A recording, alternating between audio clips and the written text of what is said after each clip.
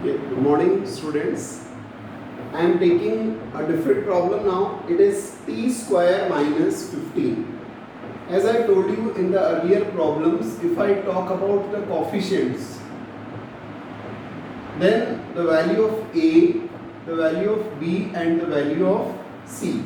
Now this sum is different from the other three sums which I explained in the way the value of A is 1, the value of B, now I am coming to B. You see now t square and then minus 15.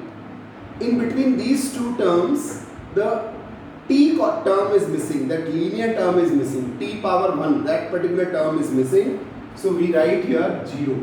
And what is the value of constant? The value of C, that is, it is minus 50. So I hope you all understood that how this term is different, why this term is different from the other three problems which we have discussed. The value of A is 1, the value of B is 0. Why the value of B? B is coefficient of x. Here it is coefficient of t, but t is not there because its coefficient is 0 and the constant term is minus 15. Now, how to factorize this part? We write a square minus b square. So, a ka whole square and root 15 ka whole square. I want to highlight this part. Suppose here it is 9, then we will write root 9 and root 9 is 3. So, we write 3 there. If it is 16, we write 4 here because root 16 we can calculate 4 of that.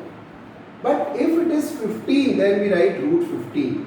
Like I am taking some more examples to make it clear. Say x square minus 4. Then we write x ka whole square or 2 whole square. But if it is x square minus 3, then we write x ka whole square and root 3 ka whole square. Now here also it is root 4. But why we write root 4? Because you know it is x square and root 4 is 2 square. So we don't write this step. We directly write this step.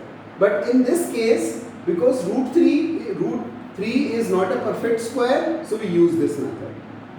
So the difference is when this number is perfect square, we write like this, and when it is not perfect square, we write this in the root sign. So here it is root 15 ka whole square. Now the next part is the identity is a square minus b square. So t plus root 15 and t minus root 15.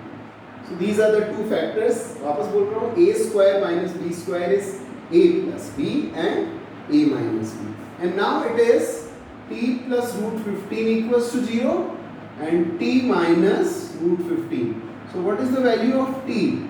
This is 15 and the value of t is minus root 15. So what are the zeros now? The zeros are alpha is, better you take positive value, and beta is minus root 15. So these are alpha and beta. This is A, B and C. And now we will verify the relation. So the first part is sum of zeros is minus b upon a. This is the fourth problem we are doing. In that category, alpha plus beta. So alpha is root 15 plus beta is minus root 15. So the answer is 0. And what is minus b upon a? The value of b is 0 upon 1. So it is also 0. So alpha plus beta is minus b upon a.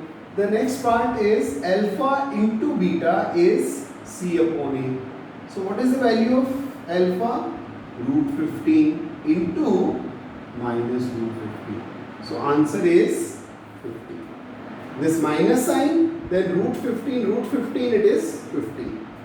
And c upon a, the value of c is minus 15 and the value of a is 1.